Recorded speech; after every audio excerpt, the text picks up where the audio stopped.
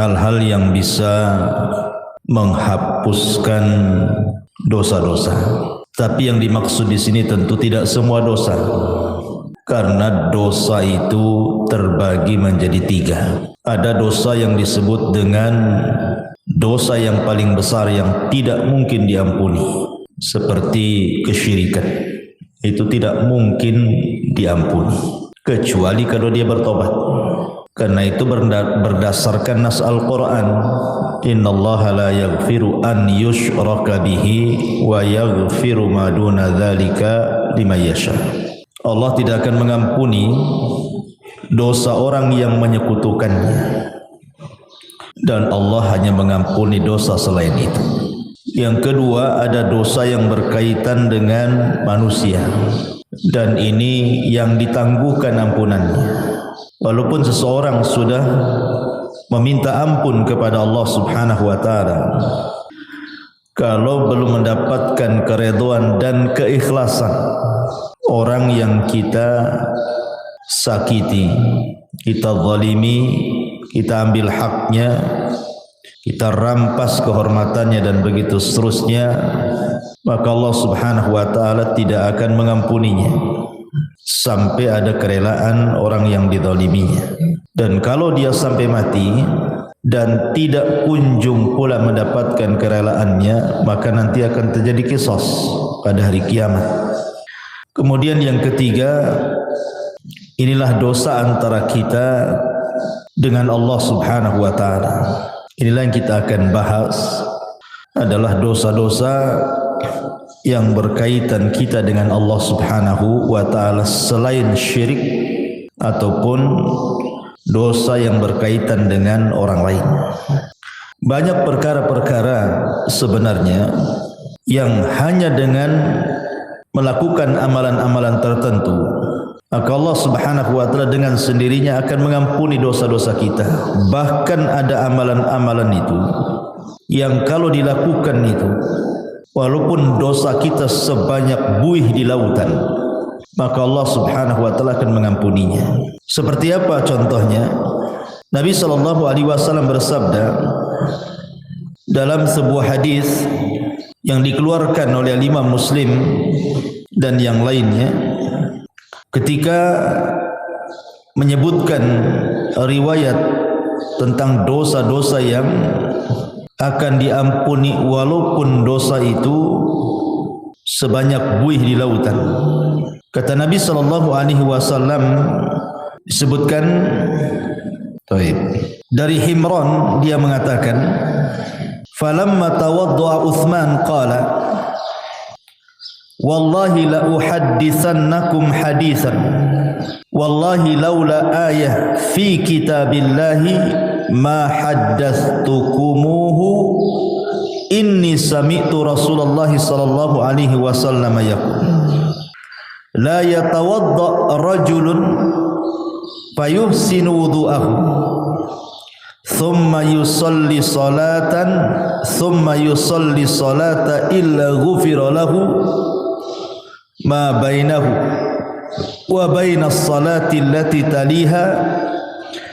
Qala Urwah al-ayah innal ladzina yaktumuna ma anzalna minal bayyinati wal huda ila qaulihi al-la'inun, rawahu Muslim. Dari Himran, dia mengatakan ketika Utsman ibn Affan radhiyallahu an, beliau melakukan wudu, kemudian dia mengatakan, demi Allah, saya akan ceritakan kepada kalian sebuah hadis. Demi Allah, kalau bukan karena ayat dalam Al-Quran, tentu aku tidak akan ceritakan ini kepada kalian. Aku mendengar Nabi SAW bersabda, tidaklah seseorang berwudu, kemudian memperbaiki wudunya, kemudian salat, maksudnya salat 2 rakaat wudu, kecuali akan diampuni antara dia dan jarak salat dia yang akan dilakukan setelahnya. Maka Urwah mengatakan yang dimaksud ayat oleh Utsman itu adalah sesungguhnya orang-orang yang menyembunyikan apa yang kami turunkan dari keterangan-keterangan dan petunjuk sampai kepada perkataannya, merekalah orang-orang yang akan dilaknat oleh Allah Subhanahu wa taala. Lihat bagaimana di sini Utsman bin Affan radhiyallahu anhu menjelaskan bahwa wudu itu bisa menggugurkan dosa. Jadi tetesan-tetesan air wudu itu bisa menggugurkan dosa kita. Artinya bahwa hanya semata-mata kita berwudu itu sudah diteteskan dosa-dosa kita lewat air wudu tadi. Bahkan Nabi SAW juga mengatakan dalam riwayat Muslim dari Abi Hurairah radhiyallahu anhu, "Man sabbahallaha fi duburi kulli salatin thalathan wa thalathin wa hamidallaha thalathan wa thalathin wa kabbarallaha thalathan wa thalathin fatilka tis'atan wa tis'un wa qama tamamul mi'ati la ilaha illallah wahdahu la syarika lah lahul mulk wa lahul hamdu wa huwa ala kulli syai'in qadir ghufirat khotoyahu wa in kanat mithla zabadil bahri." Jadi kalau seandainya wudu tadi itu sudah menggugurkan dosa, semata-mata ibu wudu itu bisa menggugurkan dosa tuh dari air wudu itu. Kemudian ibu melaksanakan solat wajib. Setelah solat wajib itu kan ada zikir, Bu. Lihat bagaimana keutamaan zikir ba'da solat itu. Barang siapa yang bertasbih setiap selesai solat 33 kali, maksudnya ucapan subhanallah. Kemudian mengucapkan alhamdulillah 33 kali. Kemudian mengucapkan takbir Allahu Akbar 33 kali. Maka jumlahnya 99 kali. Digenapkan dengan la ilaha illallah wahdahu la syarikalah lahul mulk wa lahul hamdu wa huwa ala kulli syai'in qadir, kecuali akan dihapuskan kesalahannya walaupun sebanyak buih di lautan. Jadi jangan pernah meremehkan zikir setelah solat. Lihat bagaimana keutamaannya luar biasa. Siapa yang bisa menghitung buih di lautan? Tidak ada. Tapi Nabi SAW mengatakan walaupun dosa kita seperti buih di lautan akan diampuni. Kemudian contoh yang lain dari Abu Hurairah radhiyallahu an, hadis ini disepakati Bukhari dan Muslim. Nabi SAW mengatakan, "Man qala subhanallah wa bihamdi fi yaumin mi'ata marratin huttat khatayahu wa in kanat mithla zabadil bahri." Siapa yang melazimkan ucapan subhanallah wa bihamdi, kan mudah Bu ya, subhanallah wa bihamdi. Sekali dengar saja hafal tuh. Fi yaumin mi'ata marrah, dalam satu hari itu 100 kali. Pamannya ibu bagilah, pagi berapa kali, siang berapa kali, sore berapa kali, malam berapa kali, pokoknya 100 kali dalam sehari. Tapi lihat pahalanya. Maka akan dihapuskan kesalahannya walaupun seperti buih di lautan. Subhanallah. Hanya mengucapkan subhanallah wa bihamdi 100 kali itu sudah menghapuskan kesalahan kita walaupun sejumlah buih di lautan. Atau contoh yang lainnya, hadis dari Abi Hurairah yang dikeluarkan oleh Imam An-Nasa'i dan Ibnu Hibban dalam sahihnya, "Man qala hina ya'wi ila firashihi la ilaha illallah wahdahu la syarikalah lahul mulk wa lahul hamdu wa huwa ala kulli syai'in qadir la haula wa la quwwata illa billahil aliyyil azim subhanallah walhamdulillah wa la ilaha illallah Allahu akbar ghufirat lahu dhunubuhu aw khatayahu wa in kanat mithla zabadil bahri."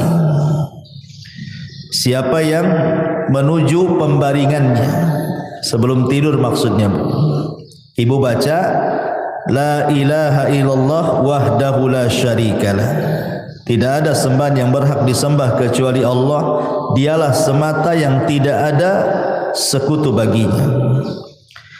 Lahul mulku wa lahul hamdu, baginya kerajaan, baginya pujian. Wa huwa ala kulli syai'in qadir, dan dia atas segala sesuatu maha mampu. La haula wa la quwata illa billahil aliyil azim, tidak ada daya dan kekuatan kecuali milik Allah yang maha tinggi lagi maha agung. Subhanallah, maha suci Allah. Walhamdulillah, segala puji hanya milik Allah. Wa la ilaha illallah, tidak ada sembahan yang berhak disembah kecuali Allah. Wallahu akbar, dan Allah maha besar, kecuali akan diampuni dosanya atau kesalahannya, walaupun kesalahan ibu itu sejumlah buih yang ada di lautan. Hanya membaca satu kali ini saja loh sebelum tidur. La ilaha illallah wahdahu la syarikalah, lahul mulku wa lahul hamdu wa huwa ala kulli syai'in qadir. La haula wa la quwata illa billahil aliyil azim. Subhanallah walhamdulillah wa la ilaha illallah, Allahu akbar. Cukup menghapuskan kesalahan kita walaupun sejumlah buih yang ada di lautan. Subhanallah Bu ya. Lihat, sebenarnya amalan-amalan zikir seperti ini itu kan bisa kita lakukan, karena zikir itu bisa dilakukan anak kecil bisa melakukannya, orang remaja bisa melakukannya, orang dewasa bisa melakukannya, orang tua bisa melakukannya, laki-laki bisa, perempuan bisa, kapanpun bisa. Tidak harus mengeluarkan modal, yang penting dihafal, dibaca. Tapi lihat pahalanya, menunjukkan bahwa zikir itu amalan yang luar biasa. Salah satu penyebab dosa-dosa kita diampuni adalah dengan cara berzikir, baik berzikir yang sudah ditetapkan seperti setelah solat yang saya tadi sebutkan, ataupun sebelum tidur, ataupun zikir umum tadi, membaca subhanallah wa bihamdi 100 kali. Tapi itu sudah cukup tuh menghapuskan dosa kita walaupun sejumlah buih di lautan. Luar biasa.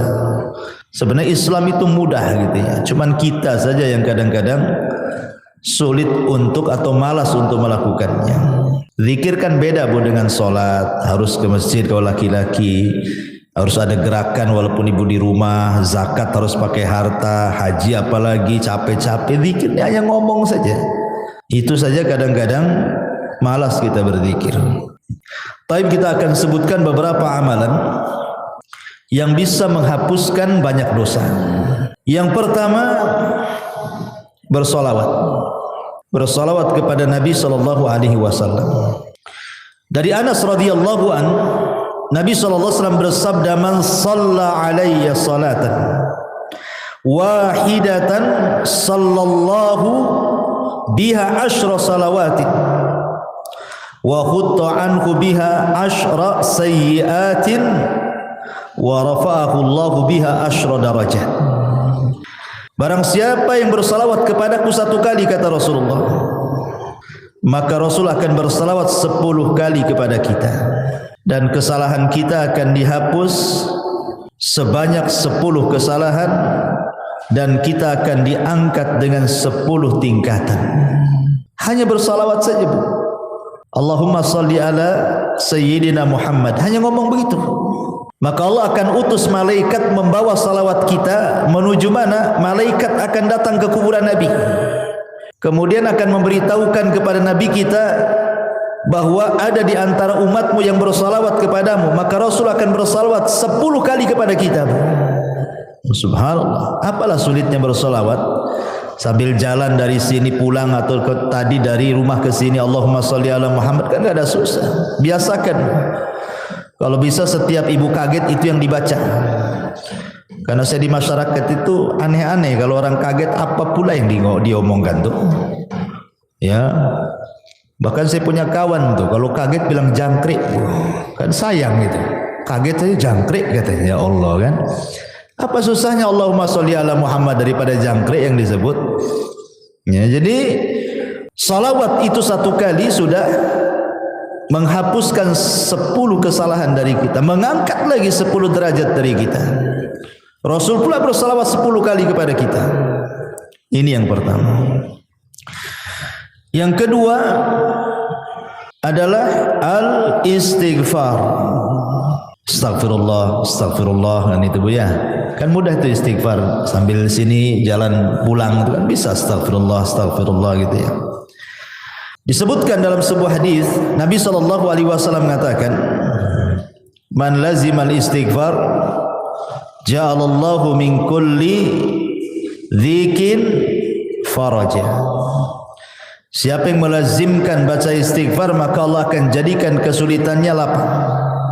Bahkan Nabi Allah Subhanahu wa taala berfirman, "Wa man ya'mal su'an aw yadhlim nafsah thumma yastaghfirillah yajidillah ghafurar rahimah."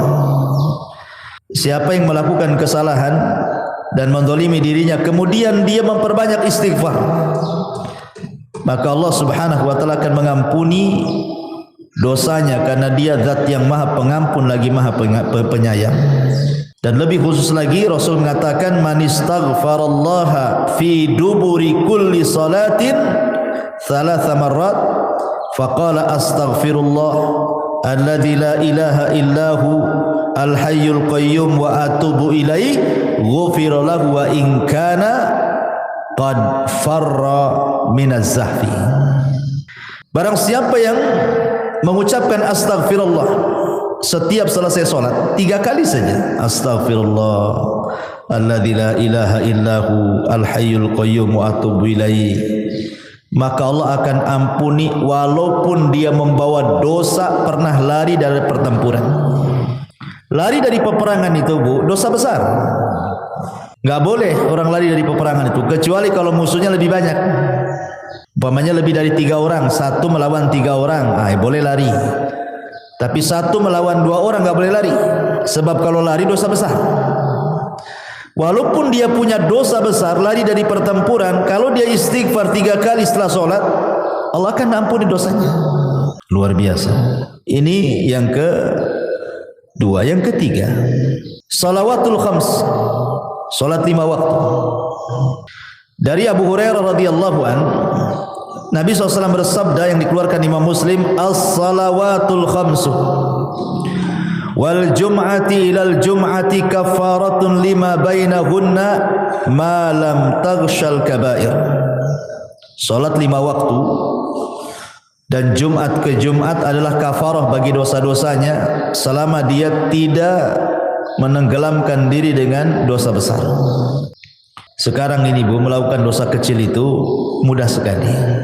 Kalau dulu mungkinlah ya melakukan dosa kecil tetapi agak sulit gitu ya.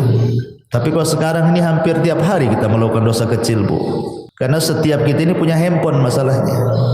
Terkadang di handphone itu kan nengok YouTube, nengok Facebook, nengok TikTok ya kan, atau apalah gitu ya. Terkadang nengok aurat di situ, entah laki-laki entah perempuan. Ya, yang di iklan-iklan lewat gitu kan. Kadang-kadang yang lewat di iklan itu kan enggak pakai jilbab juga tuh. Kadang-kadang ada yang lagi sepak bola gitu kan, di atas lutut celananya itu kan aurat laki-laki. Kadang terlihat laki-laki, terlihat aurat perempuan hampir setiap hari. Entah di iklan, entah di apa gitu kan. Itu kan termasuk dosa kecil. Maka kalau seseorang kemudian melanggengkan solat 5 waktu, maka solat dari zuhur ke asar, asar ke maghrib, maghrib ke isya, isya ke subuh, subuh ke zuhur, itu di antara selang waktu solat wajib ke wajib berikutnya itu menghapuskan dosa. Bahkan di zaman Nabi ada seorang anak muda itu berkhalwat dengan seorang perempuan, tapi tidak melakukan zina, maksudnya zina benaran. Hanya mungkin ya pegang-pegang, peluk-peluk, cium-cium gitu saja kan. Tapi tidak sampai zina besar. Tapi di mata para sahabat, dosa yang seperti itu sudah dianggap dosa besar itu. Nyesel dia. Datang dia kepada Nabi. Rasul, saya sudah melakukan dosa besar katanya. Kenapa? Kata Rasul, tadi saya berkhalwat dengan seorang perempuan begini, tapi tidak sampai melakukan zina besar. Hanya berkhalwat saja. Kata Nabi SAW, hal shallaital asra ma'iya jama'atan. Apakah tadi engkau salat asar bersamaku jamaah?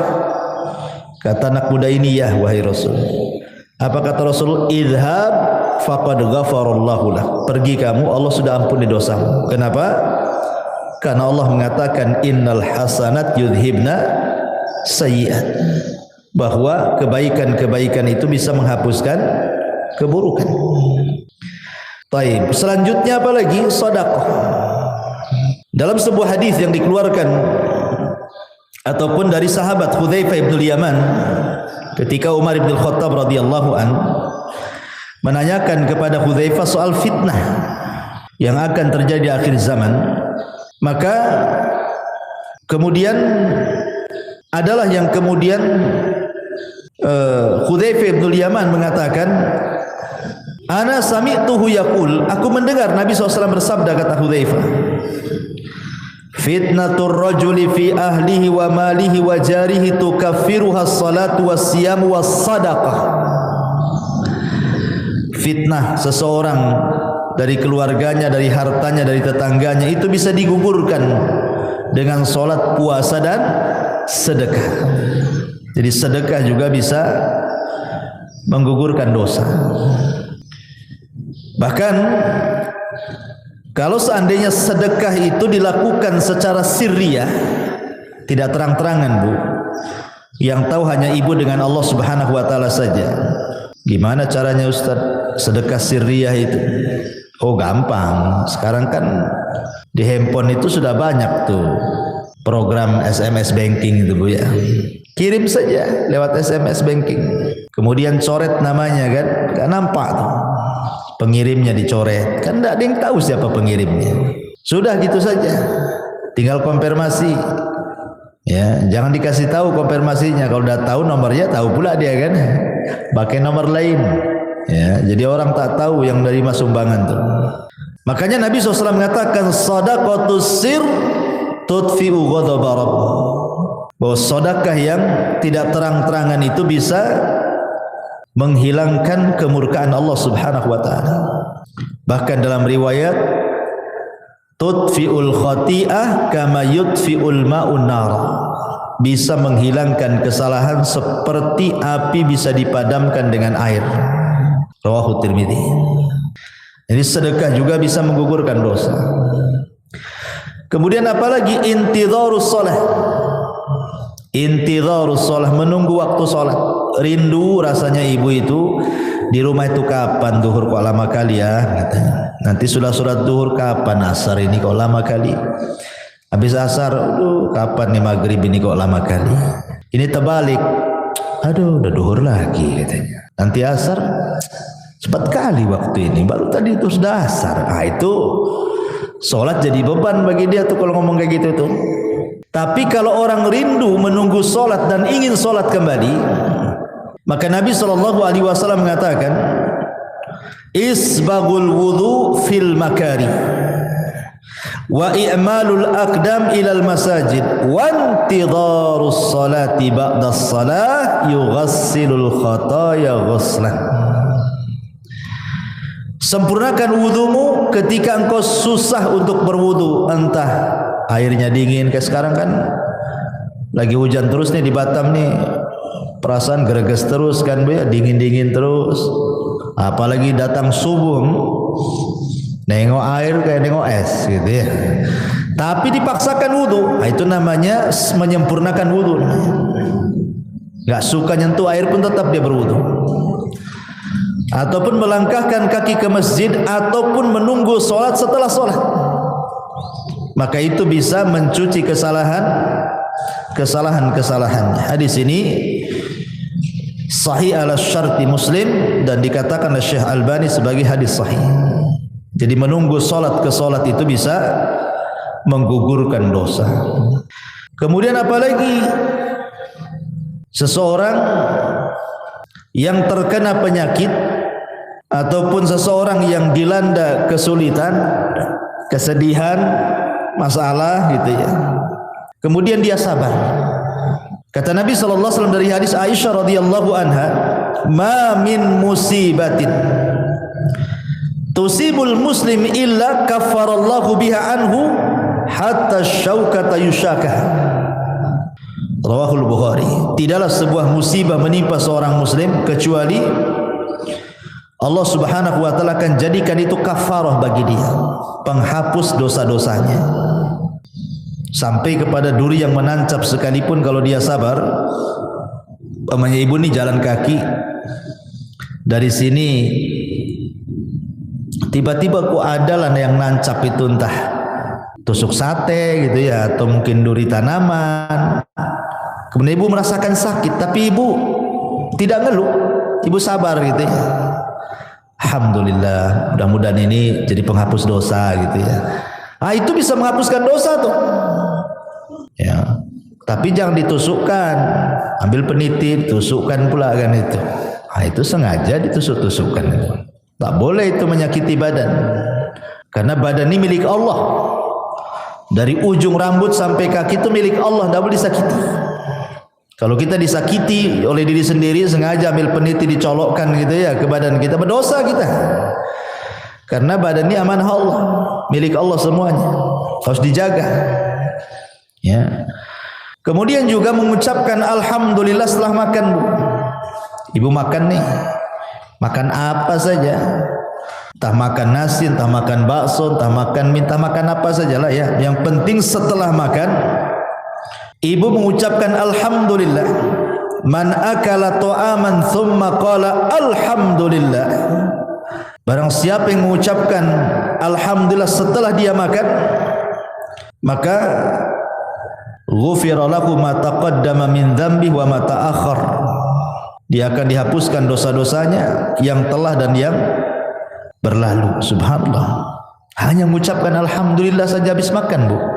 Itu sudah bisa menghapuskan dosa, kan luar biasa. Apalah susahnya alhamdulillah habis makan, ya. Kemudian juga ketika salat, Bu, ketika amin, ketika imam mengatakan ghairil maghdubi alaihim waladdallin, amin, ya gitu ya. Ketika imam mengatakan amin, nah kita juga ikut tuh amin. Artinya aminnya imam dengan aminnya makmum itu harus sama. Jangan imam dulu baru makmum, tidak. Dengar imam waladzalin saja, langsung ibu amin. Jadi aminnya ibu dengan aminnya imam itu sama. Maka kata Nabi SAW, idza ammanal imam fa'aminu fa innahu man wafaqa ta'minahu ta'minal malaikati ghufira lahu ma taqaddama min dzambi. Ya. Apabila imam mengucapkan amin, maka aminlah. Maka barang siapa yang cocok antara aminnya ia dengan aminnya makmum, setara gitu ya, sama-sama, kemudian bertepatan pula dengan aminnya malaikat, maka akan diampuni dosa-dosanya. Coba ngucapin amin saja loh diampuni dosanya, luar biasa. Ya, tapi yang benar, jangan kayak anak-anak amin, kayak gitu ya. Jadi harus ada wazannya amin itu. Amin itu dibaca dua wazan, Bu. Bisa menggunakan wazan fa'ilun, ya, atau fa'ilun. Dibaca amin atau amin. Nah, dua bacaan, Bu. Amin itu dua bacaan. Ala wazni fa'ilun atau fa'ilun gitu ya. Bisa dibaca amin ataupun amin. Nah, dua-duanya boleh. Karena arti amin itu artinya ya Allah kabulkan doaku. Allahumma istajibli, itu arti amin itu. Jadi jangan main-main dengan amin itu, karena amin itu meminta kepada Allah agar doa kita dikabulkan dalam sholat. Kemudian juga contoh amalan yang lain adalah al-masyu ilal masajid, melangkah ke masjid. Itu pun termasuk yang bisa menggugurkan dosa. Seperti hadis yang tadi saya baca, isbagul wudu alal makarih wa kathratul khuta ila al masajid ghufira lahu ma taqaddama min dhanbi. Kemudian juga yang selanjutnya, bagi laki-laki al-muhafadhati ala salatil jum'ah, yang menjaga salat Jumat. Karena Rasul mengatakan al-jum'atu ila al-jum'ati kafaratun lima bainahuma. Subhanallah. Jadi kalau seorang laki-laki melaksanakan Jumat nih, pemain Jumat ini, betul-betul dia melaksanakan Jumat lah. Kemudian nanti ketemu Jumat minggu depan tuh Bu, antara Jumat sekarang dengan Jumat minggu depan itu dosa kita sudah diampuni tuh. Ya, makanya ibu dorong suami itu jangan malas-malas ke masjid untuk sholat Jumat kalau datang Jumatan itu. Cepatlah bang ke masjid biar dapat unta. Nanti kalau terakhir nggak dapat tuh telur ayam pun tak dapat gitu ya. Kemudian juga yang bisa menghapuskan dosa adalah kafaratul majlis Bu. Ingat ibu ya, kafaratul majlis itu penting Bu. Ibu umpamanya datang ke arisan atau mungkin datang ke kondangan, atau ibu main ke rumah kawan, entah berdua, entah bertiga, entah berempat, ngobrol lah ibu di situ sambil makan rujak, ya kan? Nanti Bu setelah pulang Bu, setelah selesai mau balik nih Bu ya, jangan lupa Bu baca kafaratul majlis. Subhanakallahumma bihamdika asyhadu an la ilaha illa anta astaghfiruka wa atubu ilaih. Kata kawannya kayak ustad aja katanya. Ini habis ngaji ya. Bukan kafaratul majlis, bukan penutup kajian. Kafaratul majlis itu penutup majlis. Kenapa Bu disarankan membaca kafaratul majlis?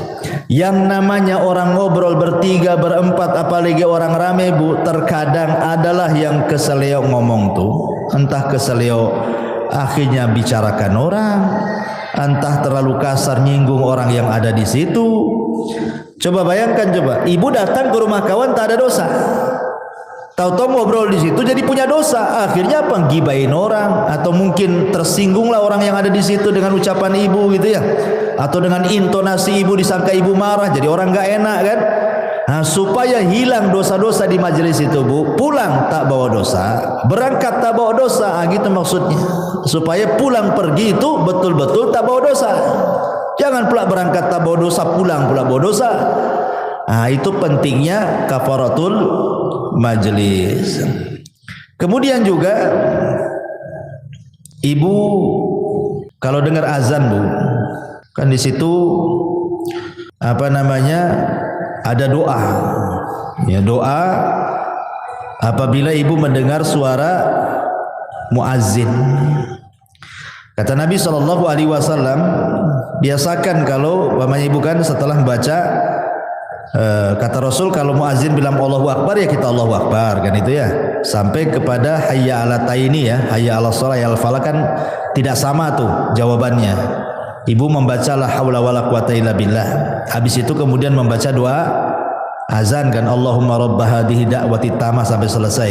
Selepas itu ibu membaca asyhadu an la ilaha illallah wahdahu la syarikalah wa anna muhammadan abduhu wa rasuluhu raditu billahi rabbah wa bi muhammadin rasulah wa bil islami dina ghufira lahu min dzambihi.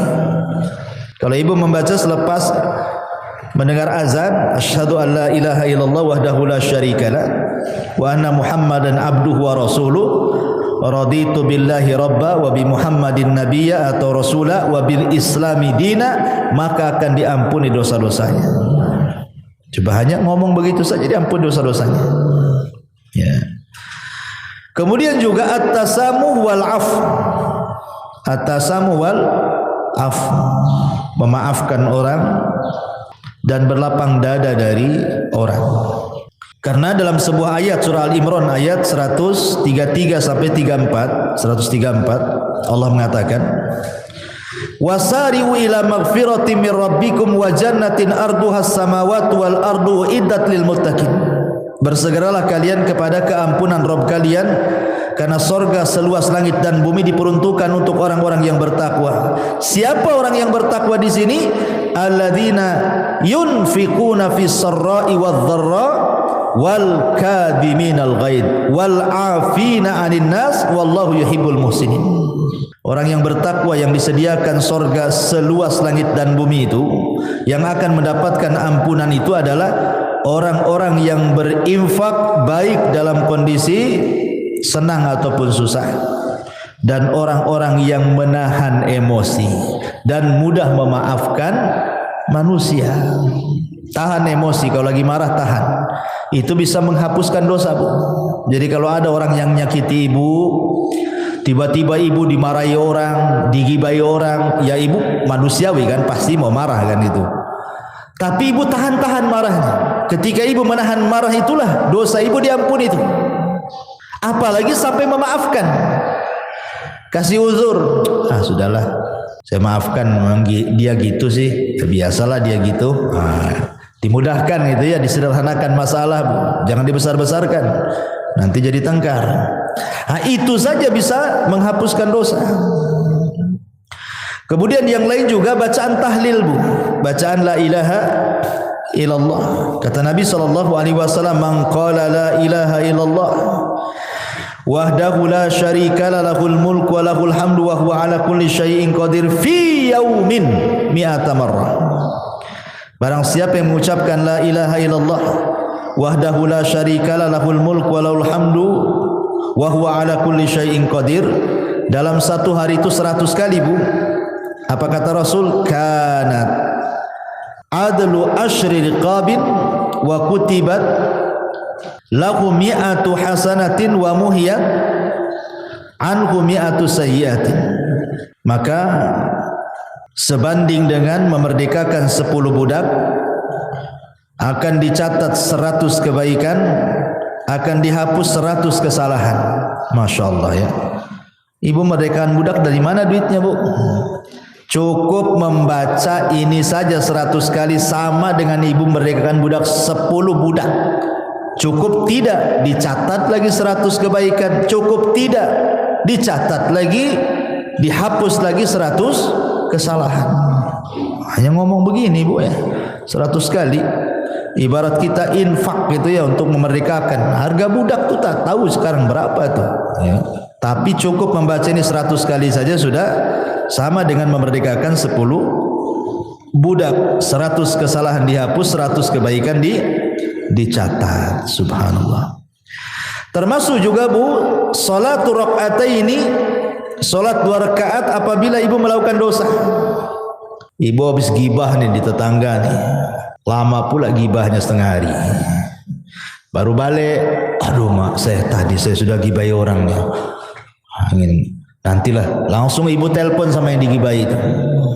Saya minta maaf loh, tadi saya yang gibai anti loh. Minta maaf ya. Habis itu ngomong sama kawan-kawan yang satu majelis tuh, saya nggak ikut-ikut loh katanya. Nah, ibu langsung sholat 2 rakaat tuh, sholat tobat namanya. Maka kata Nabi SAW, ma min abdin aznaba dzamban fayuhsinu tuhur thumma yaqumu fayusalli rak'ataini thumma yastaghfirullah illa ghufirallah.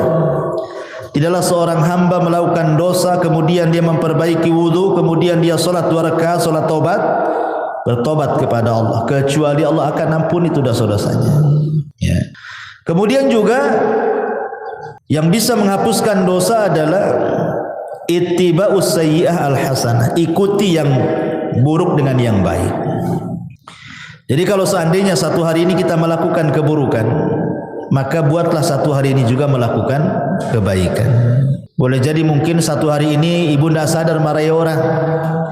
Orang yang dimarahinya mungkin ya kita tidak tahu apakah dia nerima atau tidak gitu kan. Tapi mungkin ibu melakukan hal yang sama. Nah, buatlah kebaikan di situ juga. Kalau tadi marah-marah, sekarang ngomong yang baik-baik, yang santun-santun sama orang gitu ya. Jadi imbangi itu keburukan dengan kebaikan.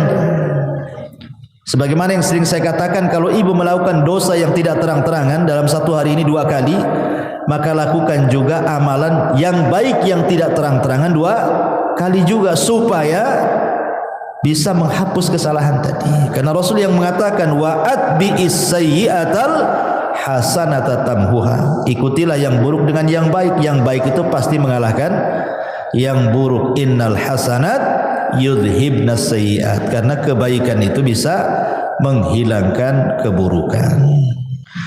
Termasuk juga orang-orang yang mati syahid, orang-orang yang terlibat dalam perang gitu ya. Karena Rasul yang mengatakan Allah akan mengampuni dosa orang yang mati syahid apapun dosanya kecuali utang. Kecuali kalau dia punya utang lain, kata Rasul. Termasuk juga at-taubatus shadiqah, bertobat betul-betul sebelum matahari terbit dari barat ataupun sebelum nyawa di kerongkongan. Nah, itu bisa menghapuskan dosa. Termasuk juga puasa. Pertama puasa Asyura, puasa di bulan Muharram, tanggal 10 bulan Muharram. Kata Rasul, yukaffiru sanatal madiyah, menghapuskan dosa 1 tahun ke belakang, rawahu Muslim. Ataupun puasa Arafah tanggal 9 bulan Dzulhijjah umpamanya ya. Rasul mengatakan yukaffiru sayyi'atal madiyatal baqiyah. Kalau puasa tanggal 9 Dzulhijjah ini lebih hebat lagi pahalanya, dihapuskan kesalahannya setahun ke belakang dan setahun ke depan, luar biasa. Ataupun puasa bulan Ramadan. Nah, itu kalau Ramadan jelas-jelas Bu ya, puasanya, sholat malamnya, Lailatul Qadarnya, itu menghapuskan dosa semua itu. Kata Nabi SAW, man shoma Ramadanan, wa fi riwayatin man qama Ramadanan, wa fi riwayatin man qama Lailatul Qadrin imanan wa ihtisaban ghufira lahu ma taqaddama min dambi. Barang siapa yang puasa di bulan Ramadan, dalam riwayat barang siapa yang salat malam di bulan Ramadan, dalam riwayat yang lain barang siapa yang mendirikan Lailatul Qadar penuh iman dan mengharap pahala, maka Allah akan ampuni dosa-dosanya. Nah, ini juga perkara-perkara yang bisa menghapuskan dosa, termasuk haji dan umroh kalau ibu punya uang. Karena Nabi SAW yang mengatakan, man hajja lillahi falam yarfus walam yafsuq raja'a ka yaumin waladathu ummuhu. Siapa yang haji karena Allah Bu, bukan karena manusia, dia tidak mengeluarkan kata-kata kotor selama haji, tidak melakukan kemungkaran selama haji, kepastikan kecuali pulang Bu seperti anak bayi. Anak bayi kan gak punya dosa Bu. Nah, itulah keutamaan orang haji, pulang saja gak punya dosa dia. Begitu juga umroh, al-umratu ilal umrati kafaratun lima bainakuma. Umroh satu ke umroh berikutnya itu setahun, pamannya umroh nih, tahun ini umroh, tahun depan umroh lagi, setahun itu dihapuskan dosa-dosanya dari umroh ke umroh. Subhanallah ya. Maka ini kesempatan bagi orang-orang kaya nih, kalau memang punya uang berangkat ya, karena ini salah satu yang bisa menggugurkan dosa. Tentu yang paling besar dari semuanya, dari semua yang saya jelaskan dari awal sampai akhir tadi, yang paling besar yang bisa menghapuskan dosa adalah at-tauhid ya. Tidak menyekutukan Allah, tidak menyekutukan Allah, dan beriman kepada dan beramal saleh. Tauhid, tauhid penting. Kemudian juga amal soleh secara umum, apapun amal solehnya. Sebagaimana Allah mengatakan dalam surah Al-Ankabut ayat 7, walladzina amanu wa amilus solihat lanukaffiranna anhum sayyiatihim. Orang-orang yang beriman dan beramal saleh, sungguh kami akan menggugurkan kesalahan-kesalahan mereka, termasuk berusaha menjauhi dosa-dosa besar.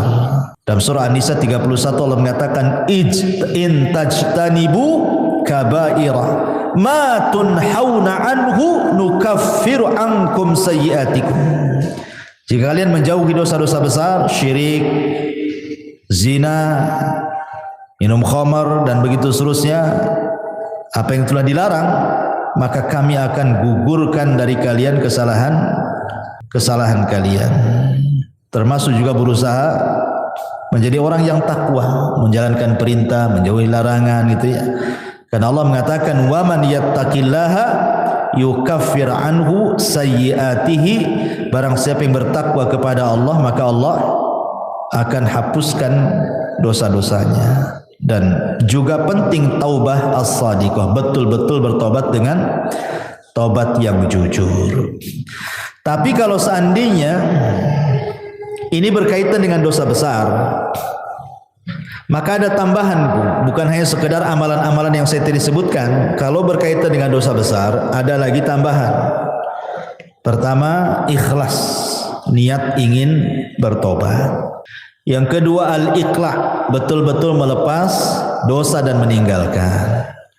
Yang ketiga, an-nadam, menyesal kenapa saya melakukan dosa. Yang keempat, aqdul azmi, betul-betul berjanji tidak mungkin kembali ke dosa itu. Kemudian yang kelima, ikuti dosa yang sudah dilakukan dengan kebaikan supaya dosanya bisa terhapuskan. Dan kalau itu berkaitan dengan hak adami, hak-hak manusia, maka kembalikan. Pernah ngambil, balikin apa yang sudah diambil. Pernah zalimi, minta keridhaannya agar dimaafkan kezalimannya. Dan begitu seterusnya. Ma'asyiral muslimat yang dimuliakan Allah Azza wa Jalla. Adapun tentang keutamaan taubat sendiri, bertobat kepada Allah Azza wa Jalla. Yang pertama, taubat itu menjadi penyebab Allah itu suka dengan kita. Makanya ada doa, Allahumma ij'alni minat tawwabin waj'alni minal mutatahirin. Setiap kita habis wudu itu kan, ya Allah jadikan aku termasuk orang-orang yang bertobat dan termasuk orang-orang yang bersuci. Setiap wudu kita meminta kepada Allah seperti itu kan. Kenapa? Karena Allah mengatakan innallaha yuhibbu tawwabin wa yuhibbul mutatahirin. Karena Allah suka dengan orang-orang yang tobat dan suka dengan orang-orang yang bersuci. Ya. Yang kedua, bahwa tobat itu menyebabkan Allah mengampuni kesalahan kita dan menerima amalan kita.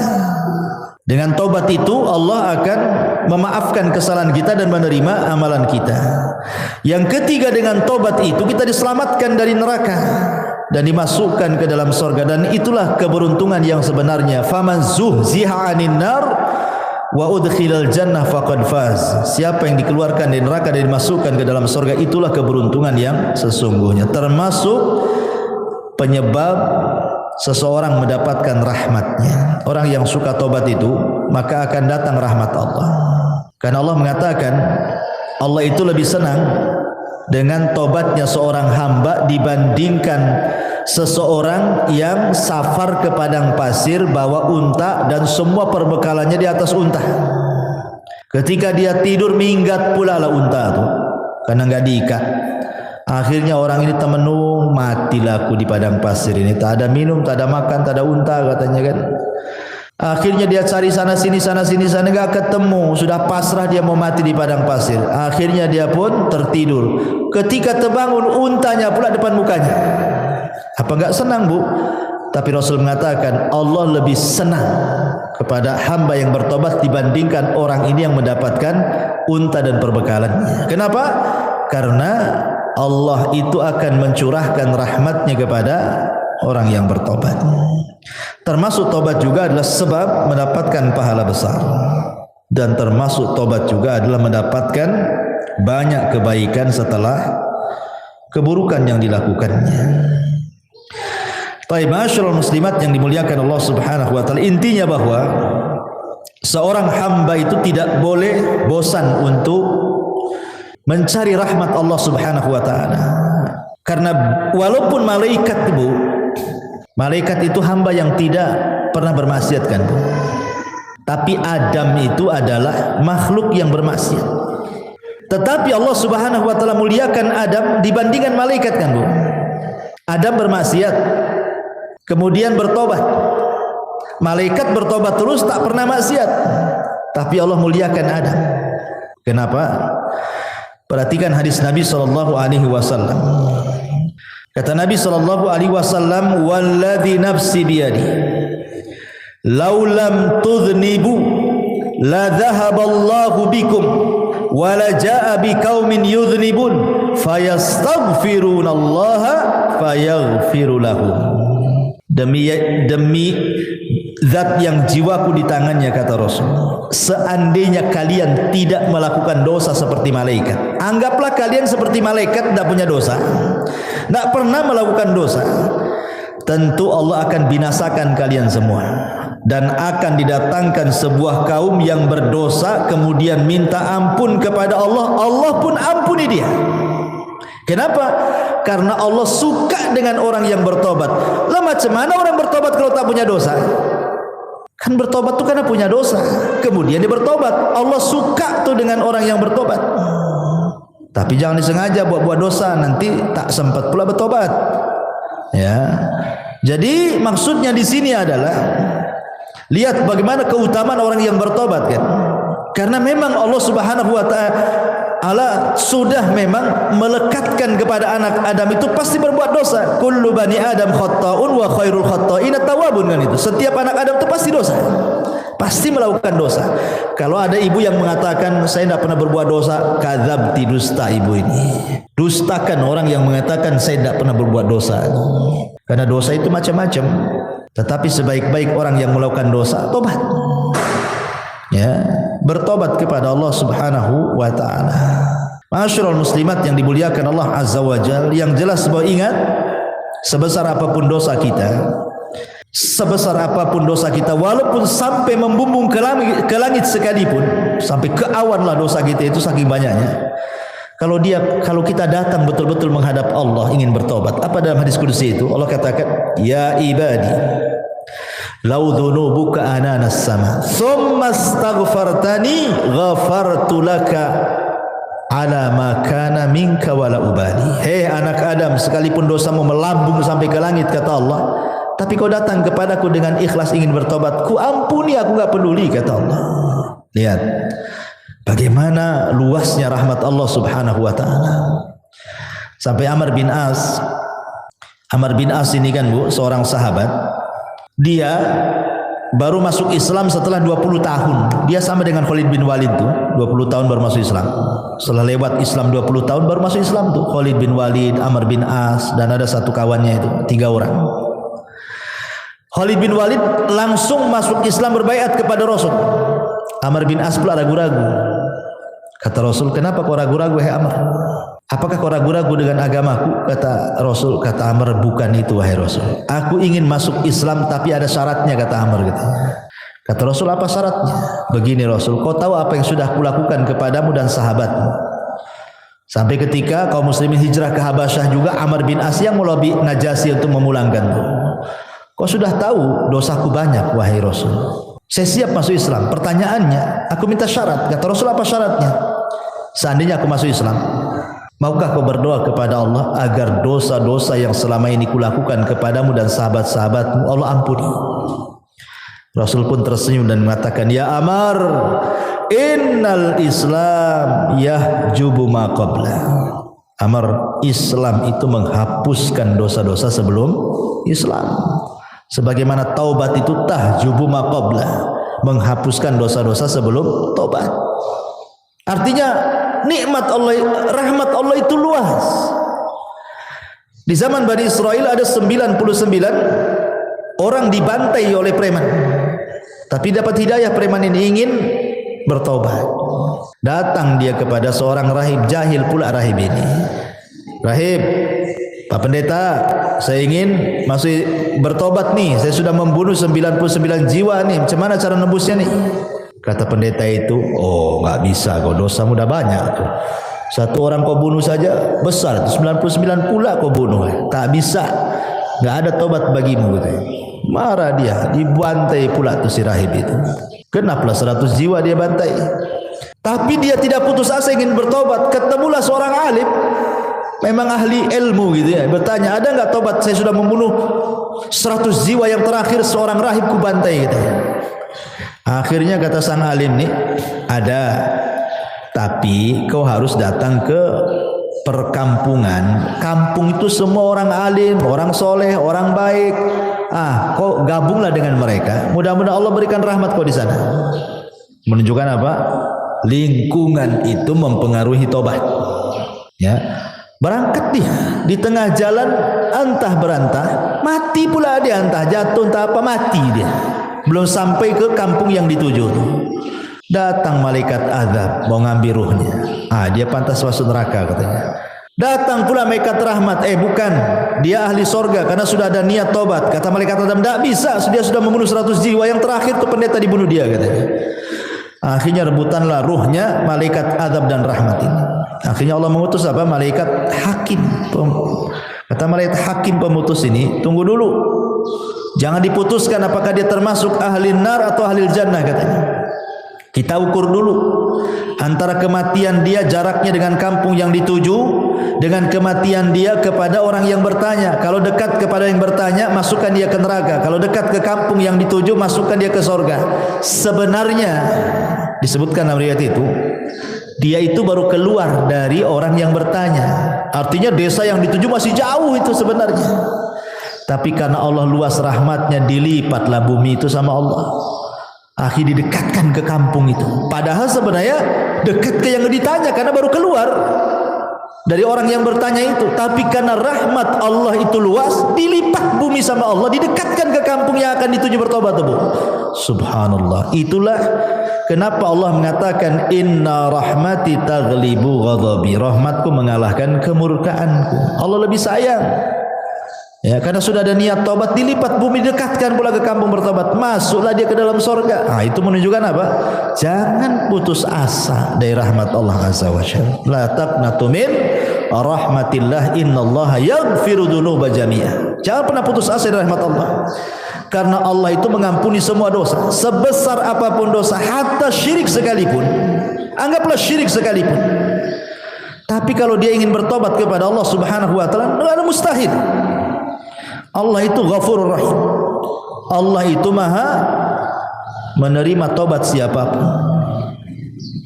Dan harus yakin, ya, rahmat Allah itu luas. Rahmat Allah itu seluas-luasnya, sampai ada seorang anak muda di zaman Bani Israel tidak pernah melakukan dosa 70 tahun. Mana ada zaman sekarang anak muda enggak melakukan dosa? Yang ada gemar melakukan dosa. Jadi ada anak muda di zaman Bani Israel itu 70 tahun dia tak berbuat dosa, Bu. Meninggal dia, berdiri di pintu sorga. Kata Allah, masuk kau ke dalam sorga dengan rahmatku. Kata anak muda itu, tidak mau saya ingin masuk sorga dengan amalanku, katanya. Kata Allah, masuk kau ke dalam sorga dengan rahmatku. Tidak, saya tidak akan masuk sorga dengan rahmatmu, tapi saya ingin masuk sorga dengan amalanku. Kalau memang aku pernah berbuat dosa, kemudian kau ampuni dosaku, kau masukkan aku ke sorga dengan rahmatmu, wajar. Aku loh tidak pernah berbuat dosa, masa dengan rahmatmu aku masuk sorga? Aku ingin masuk sorga dengan amalanku, katanya. Kata Allah, baik, hitung berapa amalmu. Dihitunglah amalannya itu. Rupanya setelah dihitung amalannya tidak sebandinglah dengan satu nikmat Allah yang Allah berikan kepadanya berupa penglihatan. Takut dia tak masuk surga. Akhir mengatakan, ya Rabb, sudahlah, enggak apa-apa, masukkan aku ke surga dengan rahmatmu saja, katanya. Nah, lihat. Jadi rahmat Allah itu luas. Jangan stres. Banyak orang yang stres gara-gara pernah melakukan dosa, ingin tobat, kayaknya Allah sudah tutup pintu tobat. Enggak, Allah itu beda dengan manusia. Kalau manusia kita sakiti, kita jengkeli, ya kan, Bu, kemudian kita datang ke rumahnya, ngetuk pintu, tadi buka-buka sama dia. Tapi kalau Allah berbeda.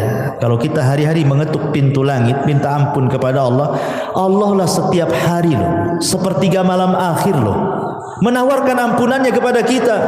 Hei hamba-hambaku, kata Allah, man yad'uni fa astajibalah, wa man yas'aluni fa utiya, wa man yastaghfiruni fa aghfirullah. Siapa yang berdoa aku kabulkan, siapa yang minta aku kasih, siapa yang minta ampun ku ampuni. Tiap malam, tiap sepertiga malam Allah mengatakan seperti itu. Ada kesempatan setiap hari. Dan hebatnya Allah itu, Bu, salah satu di antara sifat Allah itu atau nama-nama Allah itu ada sitir. Allah itu memiliki sifat sitir. Sitir itu apa, Bu? Menutup aib kita. Kita melakukan dosa di malam hari, Allah tutup pula aib kita di siang hari. Kita melakukan dosa di siang hari, Allah tutup aib kita di malam hari. Kurang apa Allah itu coba? Sudah kita berbuat dosa kepada Allah, Dia pula tutupi aib kita. Karena mulianya manusia itu karena ditutup aibnya sebenarnya. Coba kalau seandainya orang itu dibongkar aibnya, Bu, nggak ada orang menghormati orang itu, pasti meletakkan pasir semua di atas kepalanya. Imam Ahmad saja ngomong begitu. Ketika murid-muridnya datang kepada Imam Ahmad lagi belanja tuh di pasar tuh. Kata murid-muridnya, "Ya Imam, biar kami bawa barang-barangmu ke rumah. Kau jalan kaki saja. Kau kan guru kami," katanya. Kata Imam Ahmad, "Enak saja kau ini," katanya. "Kau kan enggak tahu aibku saja," kata Imam Ahmad. "Kalau kau tahu aibku, Allah bongkar aibku, pasti kau letakkan pasti di atas kepalaku. Aku dihormati itu karena Allah tutup aibku," katanya. Semua manusia, mau ustadznya, mau santrinya, mau awamnya, mau menterinya, mau presidennya, mau siapapun manusia di dunia ini, Bu, kalau sempat Allah bongkar aibnya, nggak ada manusia itu dihormati sama sekali. Jangankan itu, gara-gara ngomong satu kali kepleset, Bu, yang tadinya ditokohkan, dibanggakan, dipuji, ngomong pula di YouTube salah, kepleset, menghina anu, menghina ini, dia dibully sama netizen, habislah dia, Bu. Itu baru kepleset satu tuh, sudah dihabiskan ya. Nggak dihormati lagi, dicaci maki yang ada itu sama netizen. Gimana kalau satu umur dia betul-betul ditampakkan aibnya? Ya Allah ya Rabb, tidak ada manusia yang mulia di hadapan manusia. Bersyukur kita punya Allah itu maha sitir. Ya, sudah kita berbuat dosa, Allah tutup pula. Alhamdulillah. Dan habis itu Allah kasih pula peluang kita bertobat. Enak, Bu. Kalau ibu buat salah sama saya, Bu, ibu minta maaf, paling jawaban saya, "Nantilah, tengoklah. Kalau pantas dimaafkan, saya maafkan. Kalau tak pantas, ya tak saya maafkan." Nah, itu kalau kita tuh. Kalau tidak, sudah kita berbuat salah sama Allah, Allah tutup aib kita, Allah kasih pula peluang tobat. Masya Allah. Allah itu Rahim, Rahman, Ghafur, ya, Latif. Luar biasa nama-nama Allah Subhanahu wa ta'ala.